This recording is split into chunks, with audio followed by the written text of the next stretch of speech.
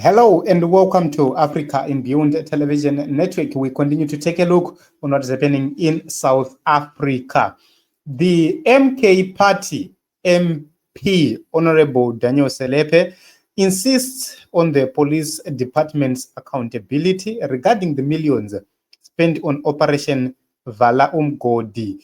At the briefing by the Department of the Mineral and Petroleum Resources on derelict and ownerless mines, and the something which is very, very important right there. So we need to take a look onto the issues which he raised, which we believe are very, very critical. But before we go there, there is need to have a clear establishment of what really transpired in the Operation Vala Umgodi, and how they actually used or spent billions of dollars in that operation. So let us take a look onto what he said. A quick one. I'm checking under the success report from the police presentation. I want to check something that with the confiscated equipment, the report that we are getting, according to me, is not as detailed as it's supposed to be.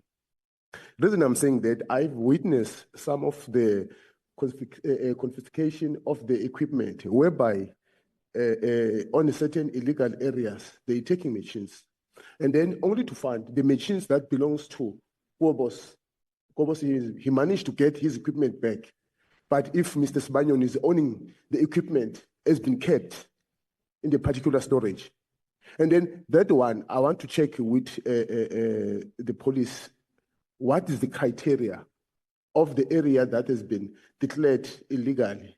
Some equipment that has been confiscated in that area have been gotten back by the owners. I want to check that one. How do you operate in that terms? Two, with the number of police, 944 officers that have been dispatched at Stilfontein, is it the police not having sufficient capacity of being there, because the number was kept on adding up? What was the real action was happening that threatening the police so much that ended up increasing the number? Can the report be detailed, and so that we can get what was really happening there? Checking in the budget of 1.7 billion in Operation Valumkot, where did that budget came from? Because as my other colleague Kintlangweni did mention, that the pace of rehabilitation of the asbestos, it's at a slow pace, snail pace, that 3 rehabilitation of the asbestos mine per annum. And then where did this 1.7 billion came from? The Department of Minerals. We want to check. And then now, with this 1.7 billion, how much did you use so far? Can we get the understanding? Where did you use it? What happened? Because it shows clearly where did you utilize the 1.7 billion from 2023, when you commenced this Operation Valumkoti, till now. By May, I think your contract of Valumkoti is expiring. And then I don't know, does a minister perhaps have any budget for the Operation Valumkoti in the next term after May? Because May, the Operation Valumkoti. And then we want to know the areas where you have Vala Umkoti managed to success. Can you indicate the areas exactly? Because where I'm seated, there's operations that are going on. But the budget of 1.7 billion is out, it's been utilized. We want to know how much is the balance out of that 1.7 billion. And then we happen to have to go for a oversight in the eastern areas. To my surprise, when we got there, there were some fires made by people of Zamazamas. In the midst of those Zamazamas, there was the members of SADF there. There were subs there. But you can tell when you were walking around, there was Zamazamas here underneath. We want to understand what is happening with people's money. 1.7 billion, the SADF is there. The subs is there. But the Zamazamas, they are still there. What is the association between the SADF, subs, and these Zamazamas? What is it that's happening? Are we not wasting South African money and creating this Operation Volume Code, while there's no productive result from that Operation Volume Code. I just want to get what is the results, positive results we are getting out of this Operation Volume Code. The report that we are getting is not the report that South Africans are waiting for. We need to know what is the real Operation Volume Code is doing with such huge budget. The other one, we have got 4 police officers those were arrested and then been released at 1,000 rand bail. And then the report states very clear that they are not suspended. They are working, servicing our very South African that they've betrayed by them again. What is it that people, Minister, I don't know whether you did get the handover from your former colleague, Minister Begitele. He happened to meet with one of the Zamazama kingpin, Silo. We want to know the report after his meeting with the kingpin, what had happened. There was no report given back that a former minister, Begitele, met with the kingpin from Lesotho. What had happened with the report that South Africans, they are interested in knowing what was contained in that report. Because we can't be here and box ticking, but there's a huge element of people that they're getting money from these Zamazamas. The reason the Zamazamas is happening, it won't stop, is because there's the political figures, people at the high stage that they are taking money from these people. That is clear. We must know who are those people who are benefiting from these Zamazamas. Because you may tell, they are utilizing the mercury. Where do they get those kind of substance? That's a very dangerous substance, mercury, in cleaning their coal. Where do they get all these sponsors? Where do they get the market? I think we must utilize this thing. We shouldn't mop the floor. We need to get to the point that we are closing the tap. Because now the challenge that we are having, someone is controlling the tap. Now, with the operation of Volume Code, we are only cleaning the floor. Why the investigation doesn't go deeper to the buyers of this gold? The investigation, it should go to those people who are arrested and investigate who are you selling this to. You'll find it step by step up until you reach the kingpin. Then the kingpin will disclose who are they working with. We can't be complaining that there's a Zamazamas, but there's someone behind the scene that is sponsoring these people. I don't know, DG or Minister, this one. I'm checking with the MPRDA is under review.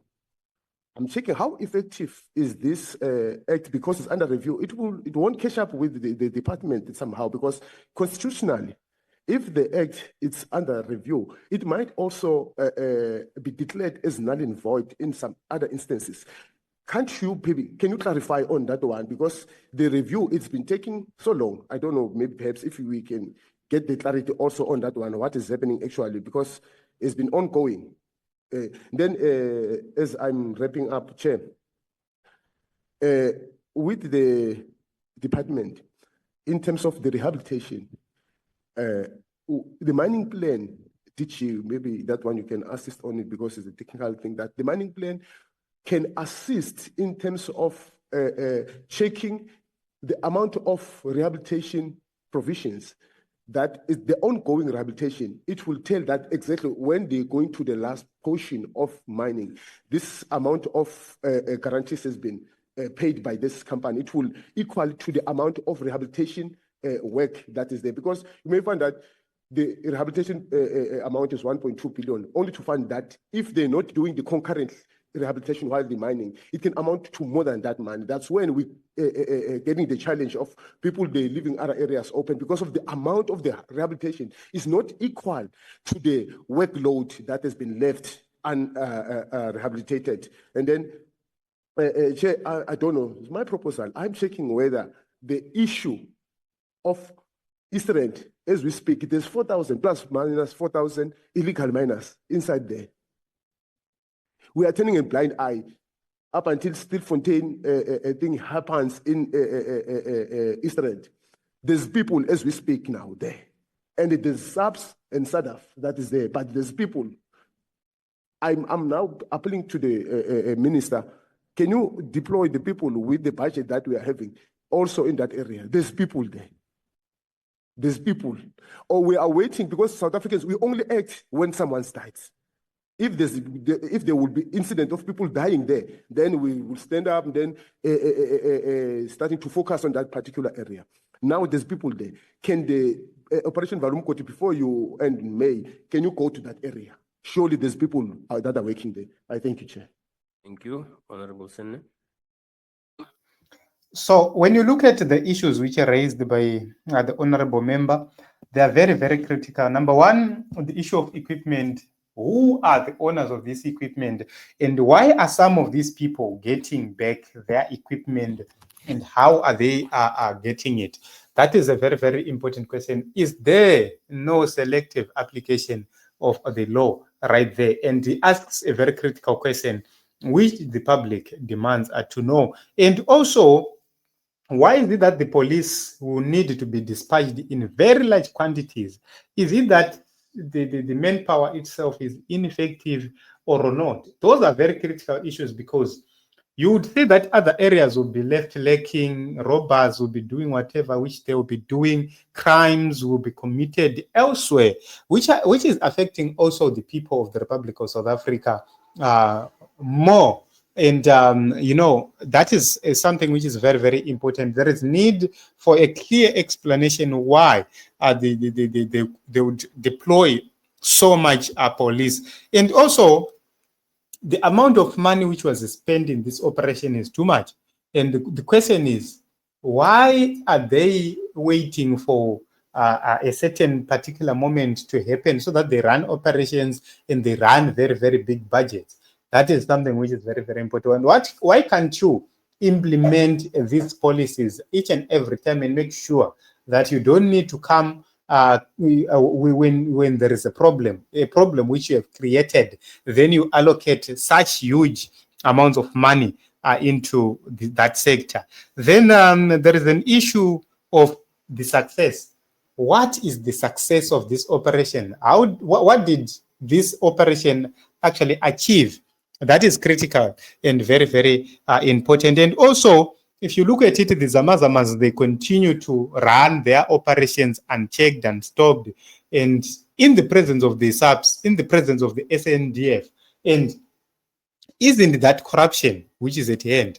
What other punishment are they giving to the SAPS and the SNDF to make sure that they don't allow the Zamazamas to be operating?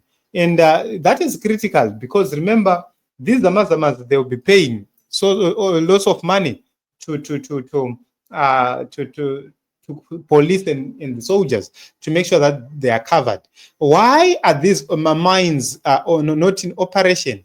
That is something which is critical, and they need to look at it to say, are these mines no longer producing enough for them to be operational, or for them to be operational at a level where they can be secured from the Zamazamas and so forth? That is key. So you could actually see that the biggest challenge is the corrupt officers who are there, who have not been suspended. They've been given bail. They're back to work. They are doing everything because they know that they are untouchable. And the former minister would meet the criminals, and no one cares to know why these meetings are happening. And then you would see a problem which is coming from the days of his tenure up to the days of the current minister's tenure. So that would raise a lot of questions. Then on the issue of market, this is the biggest question which has been asked to say, where is the market coming from? When you look at it, the market in South Africa, it thrives simply because South Africa has allowed illegal gold from Zimbabwe to get into the country and to be sold on these black markets. So because of that, those who are doing illegal mining in South Africa will take advantage of those markets, which have been deliberately left by the government of South Africa to be operating. Something which is very, very important to note, and they will need to have a critical review on that issue. And also, they've benefited so much from Zimbabwean gold, which is being smuggled over 100 million a month, which is smuggled into South Africa every month. So South Africa is benefiting a lot. Also, there is an issue of 4,000 illegal miners in Eastern. They continue to run their operations in the presence of the military and the police, and the government does not even care to ask questions. Why is this happening? So if you look at the critical issue which has been raised by the MK member of parliament, these are very, very important issues, a robust debate right there. And we hope and believe that these issues will be addressed. We hope and believe that they will deal with these issues.